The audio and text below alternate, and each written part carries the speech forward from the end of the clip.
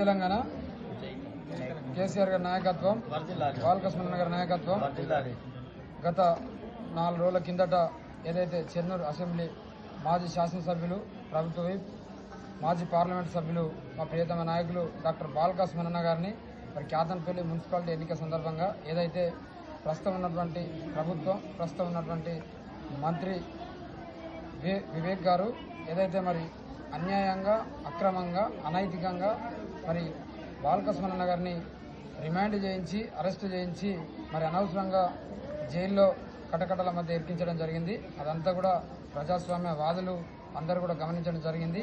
దాన్ని అంతటి కూడా ఈరోజు ఆదిలాబాద్ నుండి అలంపూర్ దాకా, అదేవిధంగా మంచిర్యాల నుండి మహబూబ్ నగర్ దాకా చాలామంది కూడా ప్రతి గడప గడప, ప్రతి వాడ కూడా మరి బాలకృష్ణ గారిని అన్యాయంగా కేసులో ఇరికించడం జరిగిందని ప్రతి ఒక్కరు కూడా చర్చకు మరి రావడం, చర్చ పెట్టుకోవడం చాలా కనబడుతున్నది. కాబట్టి మరి బాలకృష్ణ గారు జైల్లో, ఆదిలాబాద్ జైల్లో ఉన్నటువంటి మా ప్రియతమ నాయకులు బాలకృష్ణ గారు ఆయుర ఆరోగ్యాలతో ఉండి క్షేమంగా తిరిగి రావాలని మేము ఈరోజు ప్రత్యేకంగా బీఆర్ఎస్ టీం తరఫున మరి చెన్నూరు కాన్స్టిట్యూన్సీ నుండి ఈరోజు కొండగట్టులోని హనుమాన్ దర్శనం చేసుకొని ఈరోజు ప్రత్యేక పూజలు చేయడం జరిగింది. కాబట్టి ఈ యొక్క హనుమాన్ మరి భక్తి పరవశం మా బాలకృష్ణ గారి పైన ఉంచి మరి బాలకృష్ణ గారు క్షేమంగా ఆయుర ఆరోగ్యాలతో ఉండాలని, అదేవిధంగా వీలైనంత త్వరగా ఆయన బయటకు రావాలని ప్రత్యేక పూజలు చేయడం జరిగింది.